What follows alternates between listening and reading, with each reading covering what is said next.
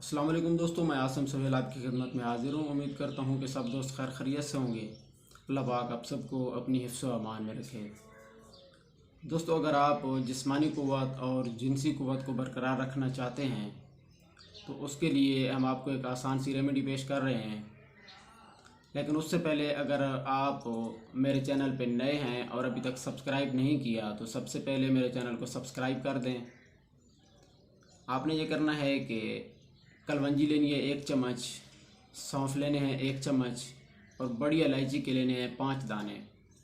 आपने इनका तीनों चीज़ों का कहवा तैयार करना है। पानी में कहवा बनाकर हस्बे ज़ायक़ा आप मीठा डाल सकते हैं। अगर शुगर नहीं है तो आप ये कहवा रोज़ाना इस्तेमाल करें, सुबह शाम इस्तेमाल करें। इंशाल्लाह 15 से 20 दिन के इस्तेमाल से आपकी जो जिनसी क़ुव्वत और जिस्मानी क़ुव्वत है वो इससे बरकरार रहेगी और नए सिरे से वजूद में आएगी।